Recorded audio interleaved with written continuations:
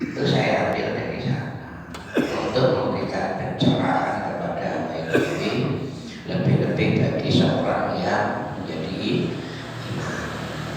Ya alhamdulillah sudah saya sampaikan sampai beberapa kali, ya mudah-mudahan paham, mudah-mudahan paham, tapi insya Allah paham semua. Kemudian yang ketiga itu yang paling warok, ngerti warok? Wilayah. Wilayah ini ojo meneh barang haram, barang makruh mau betul dulu. Lagi ini kira-kira ojo makruh haram ditabrak. Haram ditabrak ya dengan modus-modus rasionalisasi sebagai sebuah alasan. Jadi imam ini sebenarnya memang sulit. Di luar itu secara fikih imam itu harus peka. Enten pendapat ini tiang modern, tiang sebagai Islam, tapi dia memberikan syarat terhadap imam atau dalam tanda petik pemimpin. Ini namanya maksudnya. Ini toko pulau keren jangan cilik keran. Yang tebing dan lebar. Maksud itu mengatakan seorang pemimpin itu syaratnya 3. Ini juga berlaku untuk imam sebenarnya. Berlaku untuk imam. Yang pertama dahulu itu persepsi sosial. Persepsi sosial itu tahu kerang tadi jamaah, tahu kondisi ini jamaah. Aku ngimami wong tuwek saiki apa areno apa campuran lek ngerti areno aja cepet ndak apa areno lek wong tuwek dicepetno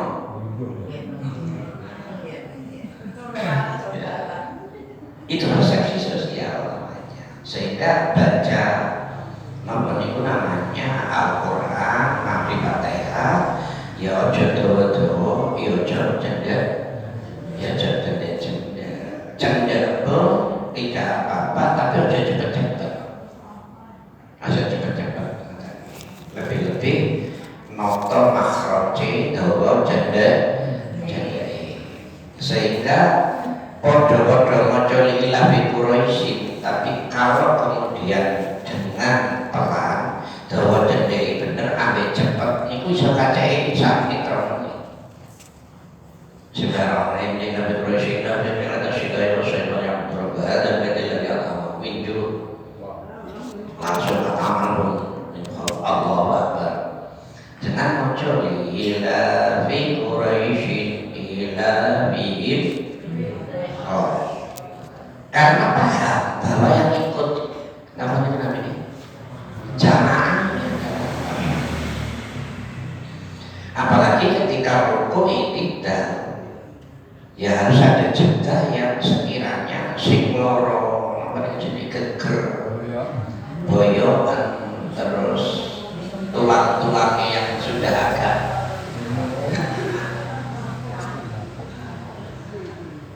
itu namanya persepsi sosial.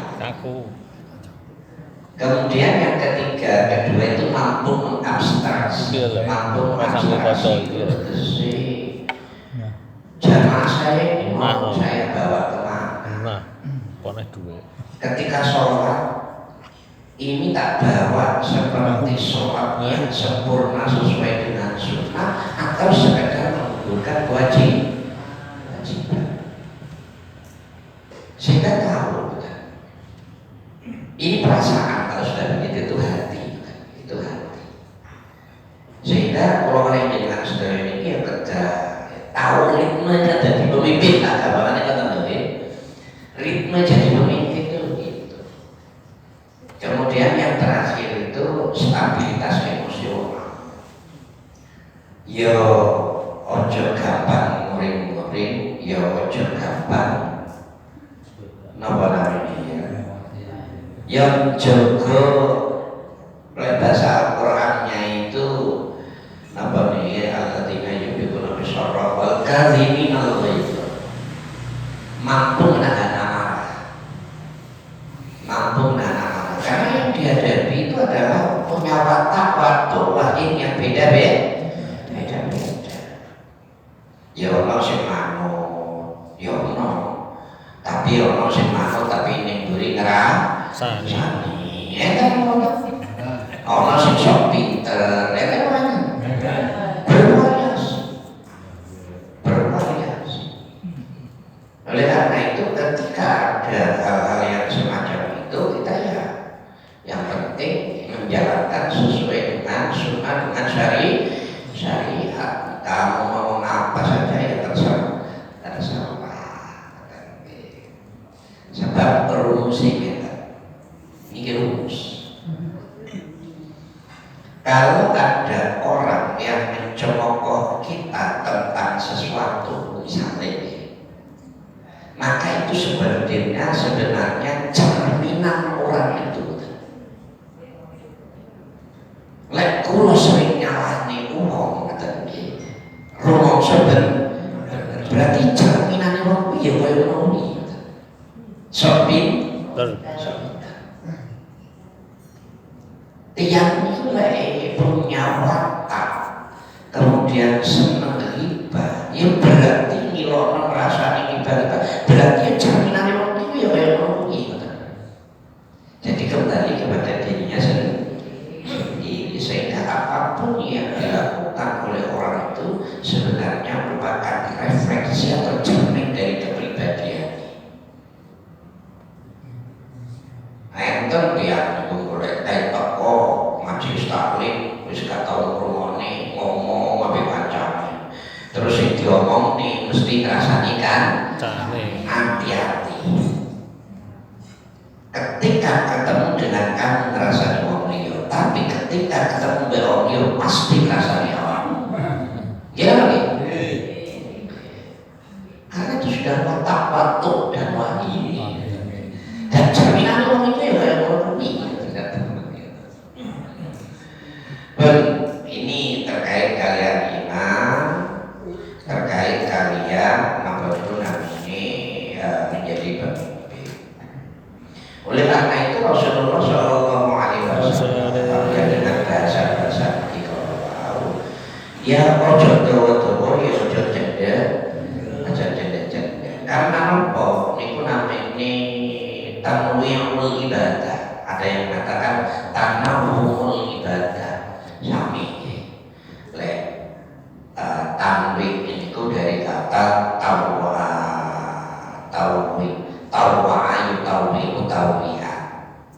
Kalau tanawul ya tanawu podo artinya gitu. Napa maknane variasi ibadah. Ibadah itu perlu variasi. Jangan maca Fatihah tanpa apa itu namanya lagu. Ambek dengan lagu niku kira-kira mlebu masuk datang hati niku saya kata lagu ini apa betul? Siapa lagu ini? Tapi aja salah.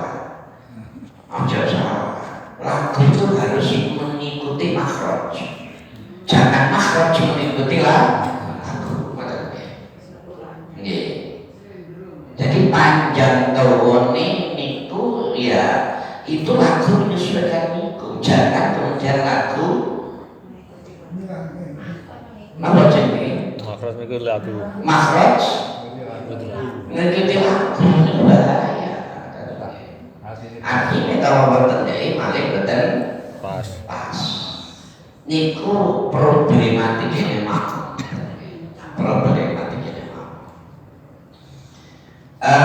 Rasulullah SAW itu pernah niku karena semua niku maca surat terlalu dawa. Akhirnya saka niku matur kata syakautu ila waqi'in su'ahibti wa arsyadani ila tarkil ma'asi ta'alam wa innal ilma nurun wa nurullahi la yuhda lil aji. Saka itu waktu. Waktu terhadap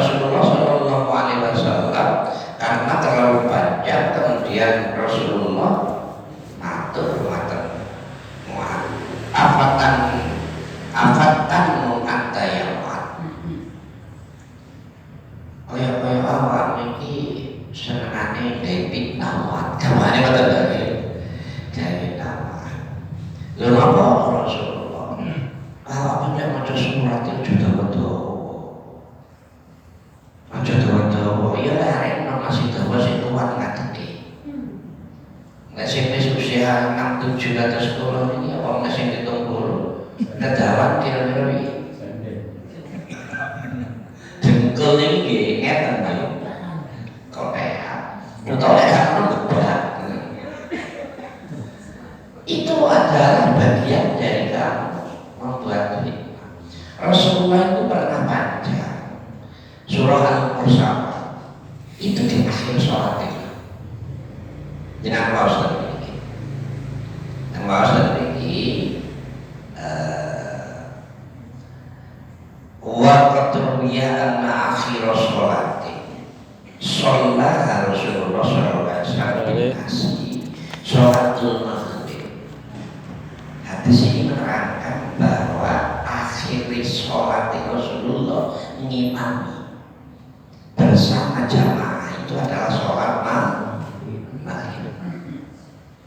Beliau membaca surah Al-Mursalah. Surah Al-Mursalah itu surat ke-77 sudah lama kan? Surat Al-Mursalah. Apa? Enggak tahu. Lali ya. Surah Al-Mursalah itu subhanallah niku dari 50 ayat, niku selalu kemudian Rasulullah niku napa niku dalam surat itu mesti ada wailul yauma idzil lil mukadzibin. Wailul yauma idzil lil mukadzibin. Artinya apa? Celaka pada hari ini. Yauma idzil lil mukadzibin. Bagi orang-orang yang suka goroh, orang yang bohong. 50 ayat yang 10 surat itu ayat itu. Ini sebenarnya mempunyai pesan moral yang luar biasa kepada para sahabat yang ikut jamaah Rasulullah. Jangan cek gawa HP, gawa HP kalau itu betul lagi. Yang surat 77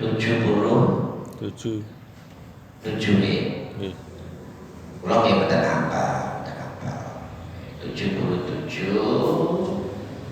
Al-Mursalah Al-Mursalah yang urba Al-Asibat yang asbab Al-Nashirat yang nashirat dan seterusnya. Ada 50. Dan wailu yauma idzil mukadzibin itu setelah ayat ke-7. Jangan bukan ayat ke-7. Kenapa? Apa pesan moralnya?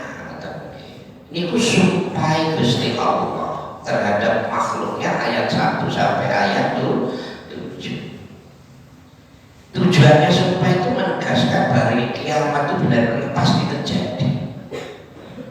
Pasti terjadi. Makanya itu jadi rukun iman. Kita lagi amantu billahi wa malaikatihi wa kutubihi wa rusulihi wa bil yaumil akhiri wa bil qadri khairihi wa syarrihi.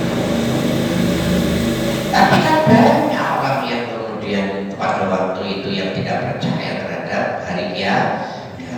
Ketidakpercayaan terhadap hari kiamat, kemudian yang mengatakan itu hanya dongeng belaka, itu adalah sebuah dusta. Dan itu kata Rasulullah dalam Al-Quran itu ditegaskan wailu yauma idzil lil mukadzibin. Terus pada surah ayat 8 sampai ayat 15. Ayat 8 itu berbunyi wa idzan nujumu tumisat wa idzas sama'u furijat wa idzal jibalu musifat dan seterusnya sampai ayat 15. Baru kemudian wailu yauma idzil lil mukadzibin. Itu sebenarnya Allah menggambarkan bahwa bintang-bintang yang ada di langit dan kemudian juga langit yang terdiri dari 7 dan seterusnya, gunung yang dihancurkan, para rasul yang dikumpulkan, ini menunjukkan seluruh sistem alam yang runtuh. Hikmahnya apa? Manusia itu jangan tertipu oleh kekuatan dunia karena semuanya akan hancur. Kullu syai'in halikun illa wajah. Orang yang tidak percaya terhadap itu ya berarti wailun itu terkombel sih paling.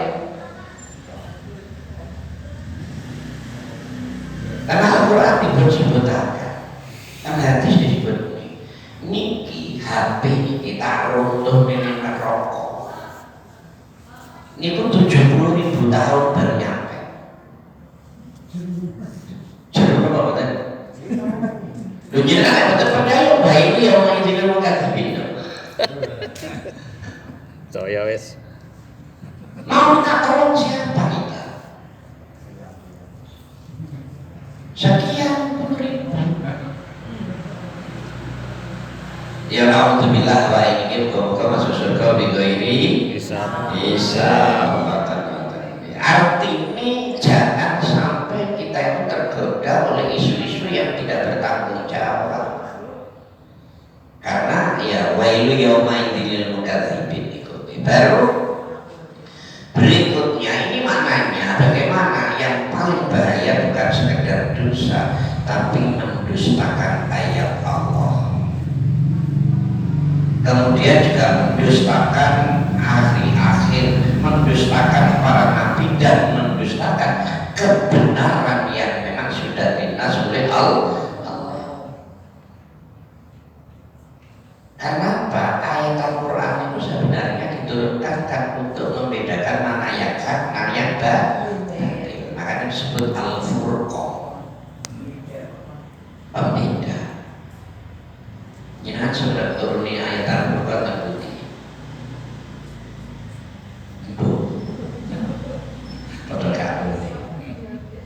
Itu ketika peristiwa nun sewu, kalau kita ngaji tafsir itu adalah peristiwa ketika perang Badar.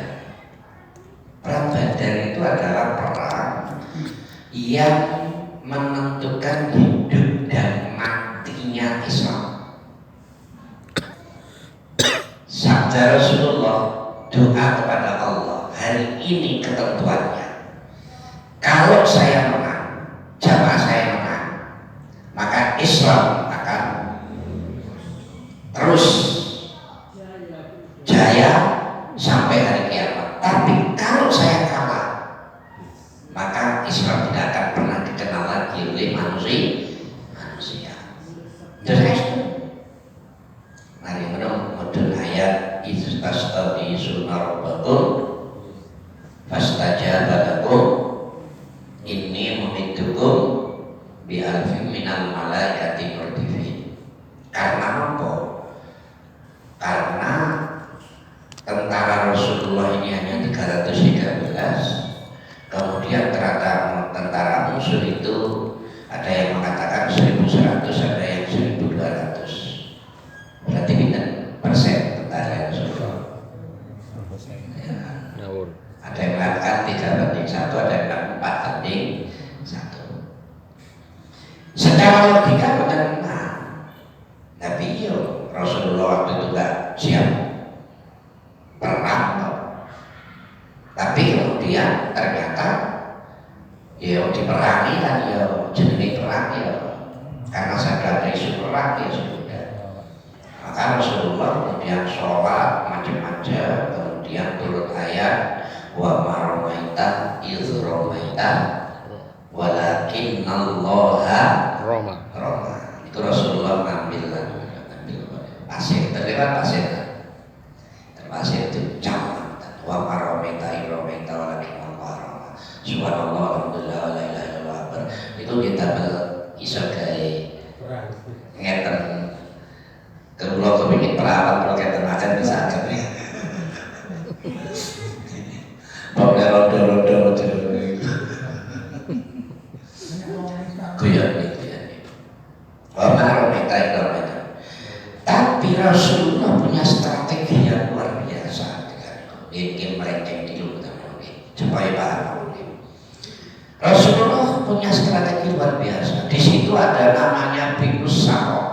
sumur, nanti sumur itu nanti mata air itu dikuasai oleh Rasulullah.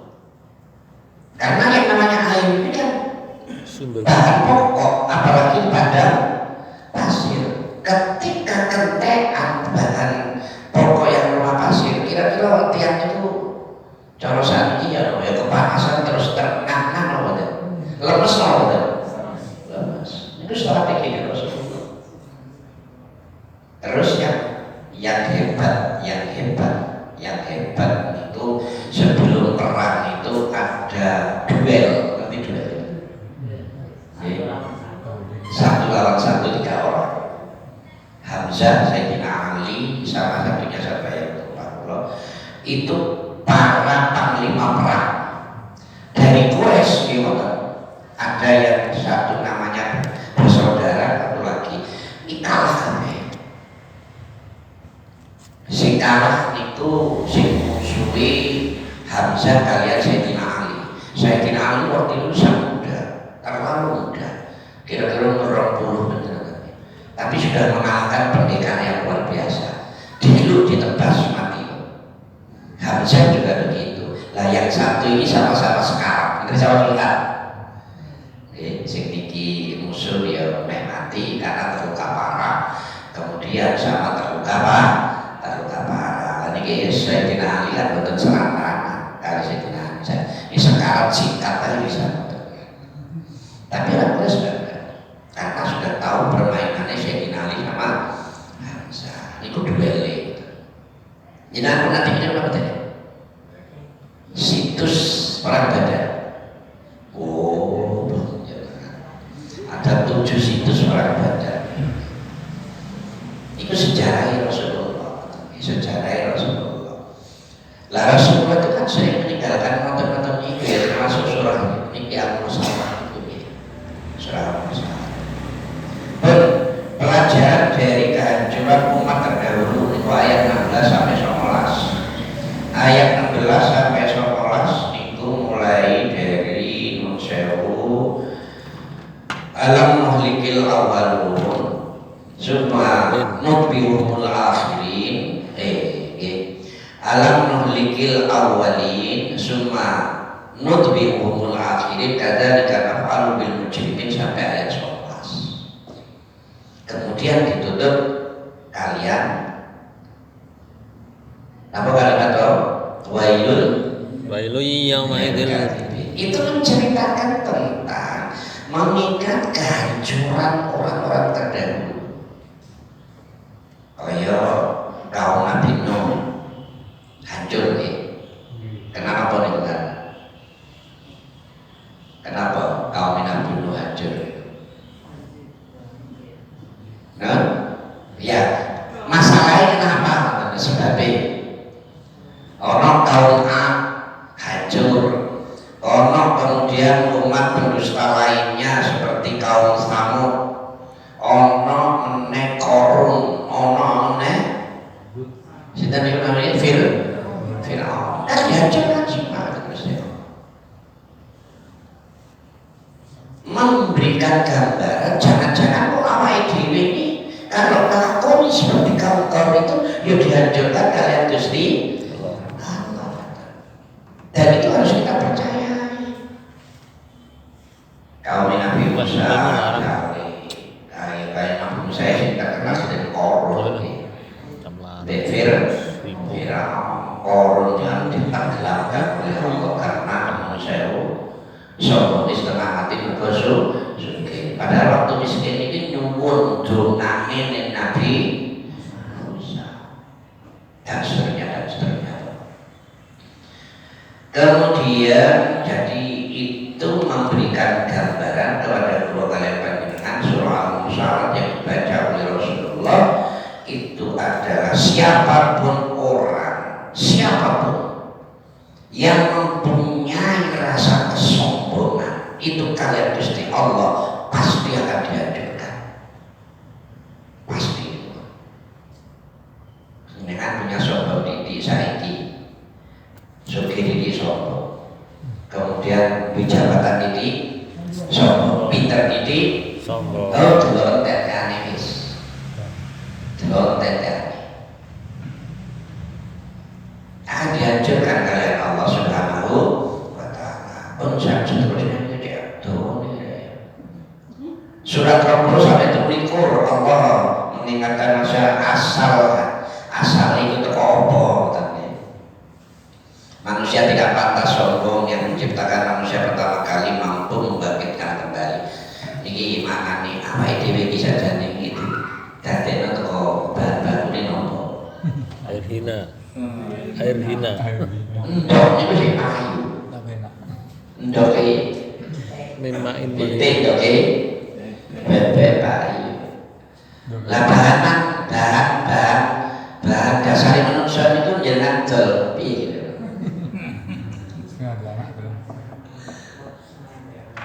Dan seterusnya. Sehingga sebenarnya jenengan Allah mungkin mungkin surah Al-Musarat ini Al-Musarat ini yang 50 ayat, dan itu ada 10 ayat yang memberikan penegasan kepada kula kalian panjenengan sedaya niki selalu wa yauma idzil kadzibin. Ini isyarat yang ditinggal oleh Rasulullah. Jangan sampai melakukan poin-poin yang seperti yang ada pada surah Al-Mulk, karena pasti itu wailu yauma idzil kadzibin, artinya pasti celaka. Ini Al-Quran. Artinya wajib kita yakini kebenarannya, karena yang namanya Al-Quran itu tidak ada sangka sangka. Alif lam mim dzalikal kitabul la raiba fihi. Tidak ada sangka sangka, tidak ada keraguan di dalamnya. Karena Al-Quran itu wahyu Allah. Sering kurakan Al-Quran itu kalam Allah, al-mujiz. Kalam Allah yang mempunyai mujizat. Al-munazzal ala nabiyyina Muhammadin sallallahu alaihi wasallam biwasitati Jibril. Al-maktubatu fil masrohim, al-muta'abbatu bitilawati. Mujizatnya apa? Jangan niki lihat yang punya ilmu klenik. Tapi lek diyakini mantap. Contoh jenengan surah Al-Fil, coba. Darmihim. Kaifa qala rabbuka biasa alamin yakal ketampi wa arsala alaihim tarmihim. Jenengan maca tarmihim ping 3 tapi tanpa nafas. Ya misalnya tarmihim kayak tarmihim itu. Kemudian terus nih, dan itu 3 kali. Niku banyak manfaatnya. Jenengan nyekel kerikil, ini ilmu kuno mungkin, tapi kadang-kadang tiap ini boten yakin. Kalau nggak yakin ya sudah, nggak akan punya dapat apa-apa. Yakin ini kerikil misalnya kerikil, yakin kan. Kemudian alam tara kaya para yang kita minta telil masa minta tarmihim bicara sijil pacaran kasbim sebelum 3 kali. Iya, anda negeri. Ini kan jenengan lek duwe apa-apa, duwe musuh, duwe apa. Jenengan gak usah repot-repot, niku calon ae. Calon. Usum ninja kan. Kalian ya. Bahkan bisa pindah kuntilanak dan semua. Pindah jin, pindah. Tapi kalau yakin, tapi penjelas itu mujizat. Nggih, Ustaz kasih dasarnya. Nasihin itu Ustaz itu sudah. Oh, tenang. Hanya kita tidak tahu saja. Mujizat yang terkandung dalam Al-Quran. Kaya misalnya, kata contoh terakhir. Jangan masuk surat Yasin. Yasin wal Qur'anul Hakim dan seterusnya. Kemudian ayat berikutnya wa fi aydihim sadr abiyal fa asyainahu bahum ini kan riwayatnya Rasulullah mau hijrah hijrah dari Mekah ke Madinah sudah dikepung pagar betis dan itu sudah ada pagar betis A, B, C dan D. Jadi misalnya ini pagar betis, mari kono ini, mari kono ini, mari kono ini. Sudah nggak bisa keluar Rasulullah pakai itu aja. Tapi kemudian Allah membuat skenario fi aidihim sadr min khalfihim sadr fa'arsya'nahum la yubsirun. Amin Yesus. Amin Yesus. Sehingga yang namanya apa namanya? Betul pasir. Kalau kan pasir, debu-debu bertebar, mengenai motor ini mengenai motor ini pasukan sini. Ya, nggak ketok. Saat itu kemudian Rasulullah keluar. Tapi ini biasanya digawe ilmu nih maling. Lo kita salah guna. Piye carane mlebu nang mewah ora ketok. Ini ilmu nih maling kadang-kadang digunakan untuk itu. Ya karena yakin, karena mujizat. Ya bisa. Tapi kalau kita yakin sih ragu-ragu dengan saja. Tapi lagi dengan kepingin sakti ya sih yakin. Nah kalau lihat betul sakti kan ragu-ragu. Tapi itu jelas betul. Karena yang namanya Al-Quran itu adalah kalam Allah al-mu'jiz yang punya mujizat. Baru sampai di sini barangkali ada pertanyaan terkait kalian apa itu persoalan terutama yang terkait isin dipersilakan. Masih ada waktu cukup panjang. boleh. Cok isin. Cok isin.